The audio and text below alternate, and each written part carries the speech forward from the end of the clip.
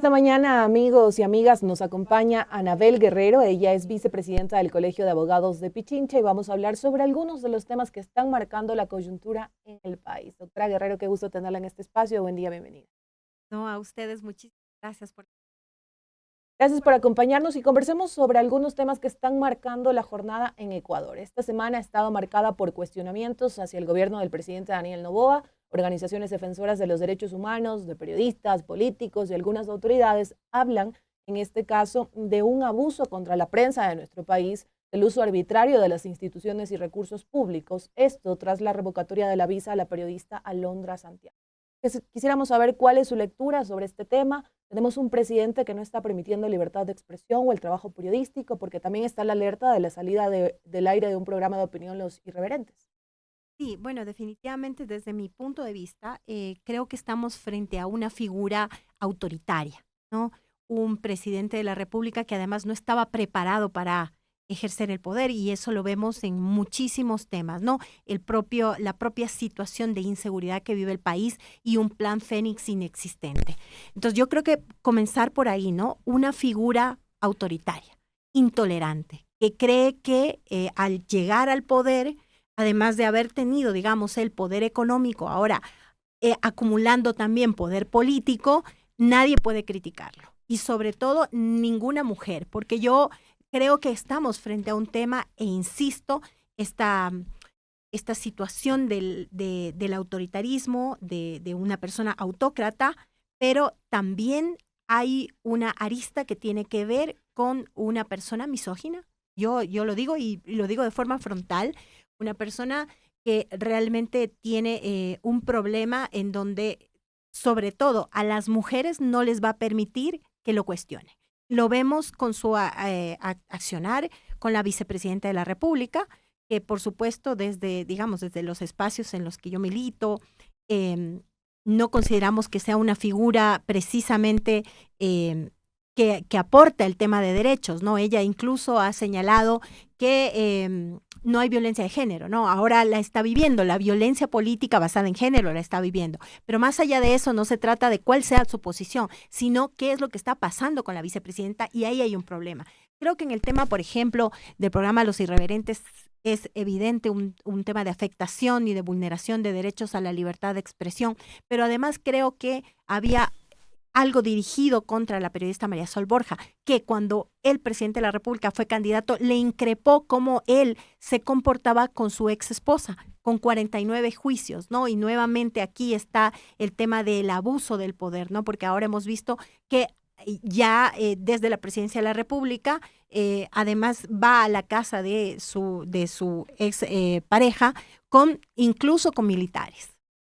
En este caso, ya que usted ha mencionado varios temas, por ejemplo, el de la vicepresidenta Verónica Abad también es un tema que sigue siendo cuestionado, porque en este caso el presidente Daniel Noboa estaría en las elecciones de 2025 y quien tendría que asumir es la vicepresidenta Verónica Abad. Y aquí también volvemos al tema de que si también se está haciendo un mal uso, en este caso, de las instituciones del Estado, porque, por ejemplo, en el caso de Alondra Santiago vemos el tema de la Cancillería, el Ministerio del Interior, otras instituciones, el CIES y demás. Y en el de la vicepresidenta también vemos que el presidente Noboa ha hecho algunas consultas, por ejemplo, a Procuraduría y todas estas instituciones. Y frente a todo esto, estos casos en donde están envueltas estas instituciones, también surge la duda de también cómo vemos que el presidente está intentando como que tener ese apoyo de estas instituciones y también qué precedente marca esto para el país, porque no solamente es un tema del presidente con estas dos cosas que nos escuchamos, sino también con estas instituciones. Sí, no, definitivamente. Y por este lado iba yo con el tema del autoritarismo, porque el autoritarismo parte también de acumular ese poder y de, no permitir la independencia precisamente de funciones. Y eso lo vemos. Incluso en el tema, por ejemplo, de cuando se remitió la lista para la presidencia del Consejo de la Judicatura, vimos que el tercero en la lista era un doctor Landívar, que era dirigente de ADN, del partido de gobierno. Entonces vemos que hay esa búsqueda de incluso echar mano de todas estas instituciones que tienen que ser independientes. La justicia tiene que ser independiente, evidentemente, ¿no? Y las instituciones tienen que cumplir su papel y tienen que respetar las leyes. Sin embargo, vemos que aquí, a pesar de que la Constitución es muy clara respecto al tema de la sucesión, como usted bien lo señala, el presidente de la República está buscando subterfugios y está buscando que otras instituciones del Estado avalen lo que sería precisamente una inobservancia de la Constitución de la República. Y hablando de este aval que usted ha mencionado que podrían dar algunas instituciones, por ejemplo, en el caso de la vicepresidenta, vámonos al caso de la periodista Alondra Santiago. Tenemos a Cancillería, también se habla en este caso de que esta decisión se basaría en un informe de inteligencia del CIES, un documento clasificado como secreto que todo el país también lo quiere conocer y quienes están expectantes de este tema. ¿Cuál es el secreto? ¿Desde cuándo se empezó a hacer este trabajo de inteligencia? También conocer desde la parte legal cómo podría ser este proceso para que exista más claridad acerca de este tema, de cuáles fueron los motivos para quitarle la visa a la periodista. Bueno, primero comenzar por el tema de que evidentemente esto, desde mi punto de vista, insisto, es un tema también de vulneración de derechos, ¿no? Lo que se ha hecho contra la periodista. Y yo creo que en eso la ciudadanía debería estar clara. No se trata de que si alguien nos cae bien o no nos cae bien, reclamamos y alzamos la voz. Creo que hay que alzar la voz siempre que se cometa una vulneración de derechos y un atentado a los derechos humanos. Y en este caso, por ejemplo, a mí también me preocupa lo que usted dice, ¿no? La inteligencia del país, lejos de estar preocupada por los temas que nos afectan, que son los altos niveles de criminalidad y el crimen organizado, y cómo el crimen organizado ha permeado las instituciones. O sea, están persiguiendo a una periodista que, sin duda, no creo yo que esto se pueda ver como un atentado contra el Estado. Su accionar es público. Ella públicamente expresa sus opiniones respecto de un gobierno y digamos, es una forma de cuestionar precisamente los actos del poder público, que es una situación que debe suceder. Un país no puede tener precisamente a la prensa a su servicio, de eso se trata, ¿no? De que precisamente se pueda hacer todo de un lado la ciudadanía, la asamblea que le corresponde fiscalizar, y del otro precisamente los medios de comunicación, generando todos estos procesos y poniendo de manifiesto ante la opinión pública, guiando a la opinión pública respecto de lo que pasa en el país. Entonces, bueno, entiendo yo que la periodista tomará acciones legales, entiendo que el día de hoy, o no sé si ayer, ya interpuso algún tipo de acción, creo que una acción de protección, porque ya hay jurisprudencia constitucional. La Corte Constitucional ha señalado que no cabe la deportación cuando se comprueba que la persona tiene un vínculo aquí en el país, y en ese sentido la periodista tiene a su madre, que es ciudadana ecuatoriana por naturalización. Entendemos nosotros que eso tendría, si la justicia cumple con su papel, pues eso no podría pasar. Y por el otro lado, pero por supuesto, el tema de, volviendo al punto, el que usted dice, ¿cuál es este informe secreto? ¿Qué dice? ¿Qué podría contener? Realmente es preocupante porque además el presidente se contradice, ¿no? Se supondría que es un tema que va más allá, ¿no? Que afecta a la situación del país o la seguridad del país. En ese sentido es lo que nos dejan entrever, ¿no? Porque, insisto, como usted lo señala, es secreto. Pero luego saca una cadena nacional en donde pone el himno y en donde se ve a una persona. Yo no veo un estadista, yo veo una persona resentida, o yo veo una persona que además incita a la ciudadanía al resentimiento bajo esta falsa defensa de los símbolos patrios, porque a la patria se la defiende precisamente cumpliendo con la norma, cumpliendo con la ley, respetando la independencia de poderes. El tema fundamental ahorita en el país es el tema social, por ejemplo. No hay medicamentos, los hospitales no tienen los recursos, no hay los equipos para hacer los procedimientos, para hacer los exámenes que corresponden. La gente con diálisis tiene que regresarse a sus provincias, no puede hacerse estos procesos. No hay la medicación para los niños, para los adolescentes con cáncer, y vemos en educación también un retroceso tenaz. Hay una digamos, deserción escolar impresionante, niños que no se han matriculado, por ejemplo, en provincias como Esmeraldas, que atraviesan también problemas difíciles por la inseguridad. Eso es realmente hablar de país, y eso es respetar al país. Lo otro incluso puede molestar.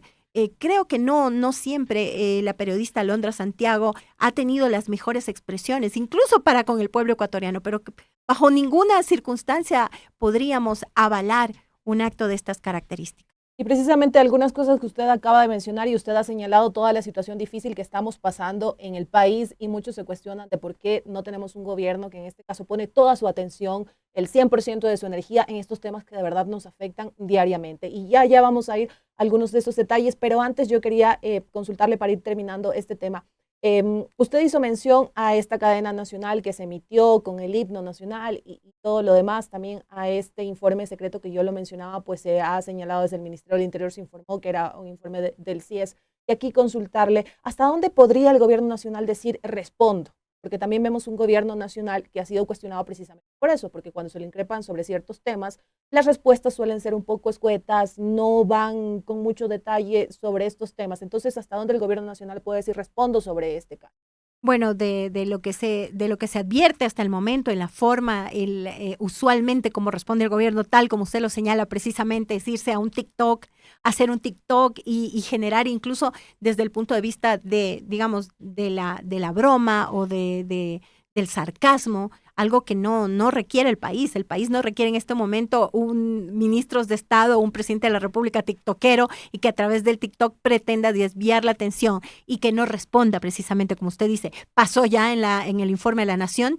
El informe de la Nación fueron a escasos, si mal no recuerdo, 13 minutos de intervención del presidente, luego videos y cifras que no responden a la realidad del país. Entonces es evidente, estamos frente a un gobierno que no lo va a hacer. En ese sentido, creo que no se trata además, creo que solamente de hablar del tema en este momento que, claro, es puntual, ¿no? El tema de la periodista Alondra Santiago, sino hablar en general de vulneración de derechos, de vulneración de la libertad de expresión, porque ya pasó con el programa de Los Irreverentes y que, insisto, para mí y desde mi punto de vista, creo que el presidente de la República nunca olvidó que la periodista María Sol Borja fue una de las pocas periodistas que cuando él era candidato le increpó su actitud, su accionar frente a a la madre de su hija y ex esposa, ¿no? Porque realmente lo que vemos ya es un comportamiento que preocupa muchísimo frente a la situación de las mujeres también, además de todo lo que hemos mencionado. Seguimos en esta entrevista para los medios comunitarios de Corape con Anabel Guerrero, como les mencionamos, que es vicepresidenta del Colegio de Abogados de Pichichi. Estamos hablando de la coyuntura en el país y usted al inicio de la intervención también, ya para ir cambiando un poco de tema, se refería al Plan Fénix, que es un plan que en este caso desde el gobierno nacional se anunció con bombos y platillos, inclusive antes de que el presidente asumiera, pues era una promesa de campaña y todo lo demás. El presidente Daniel Noboa y sus ministros se refieren mucho a este tema, pero existen cuestionamientos también, porque la realidad que vemos en el país es totalmente diferente. Frente a estos meses de gestión que le quedan al presidente Noboa, porque en este caso son meses también, ¿cómo analiza usted todo este escenario? Ya dio un informe a la Nación hace algunos meses, pero también su gestión, su manera de actuar y de sus ministros sigue siendo cuestionada.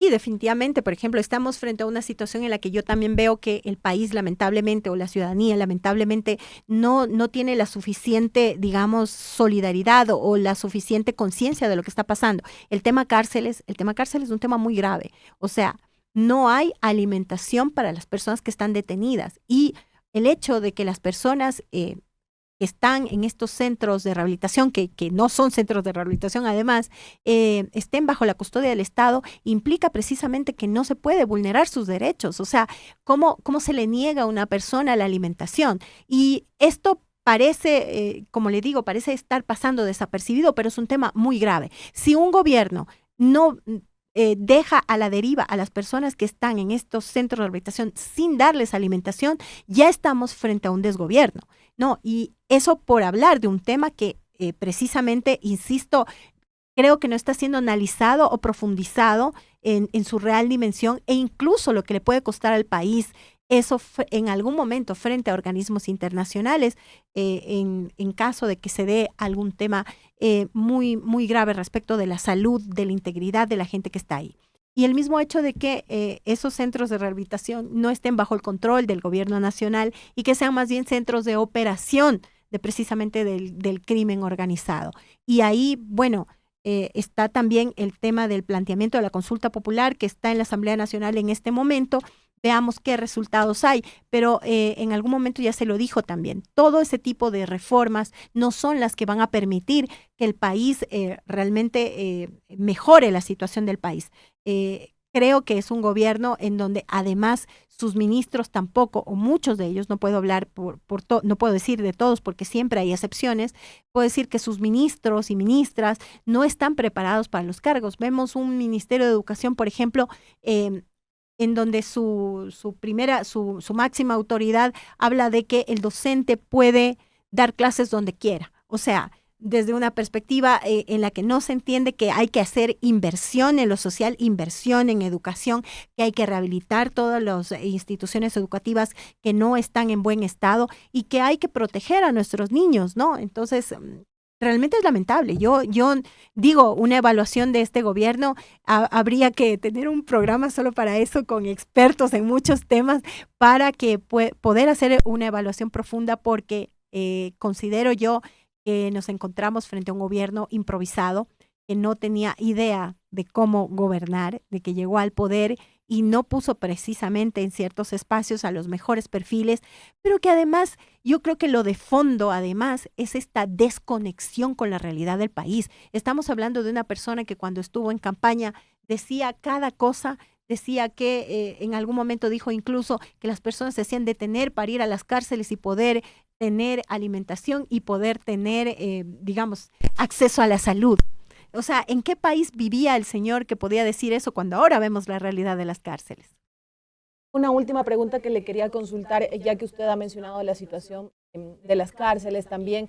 Algunos analistas, algunos expertos señalan que el presidente Daniel Noboa ha marcado su gestión con este discurso de seguridad, basado todo en seguridad. El tema de la consulta popular, también preguntas basadas en seguridad, y lo ha promovido, y es un tema al que se refiere en cada una de sus intervenciones, que son en los eventos públicos que él realiza. Pero también consideran que esto tarde o temprano le va a pasar factura, porque se está centrando mucho en este tema, tampoco vemos acciones concretas y está dejando de lado lo que usted ha mencionado, el tema social, la inversión social, el tema de salud. Solca, veíamos que hace unos días Solca Guayaquil señalaba que ya iba a dejar de atender a los pacientes derivados del IES debido a la deuda tan grande que tiene, preocupación por parte de muchos pacientes oncológicos y esta desconexión con la realidad. ¿Usted también considera que le va a ir pasando una factura muy fuerte al presidente Daniel Noboa, quizás para elecciones de 2025?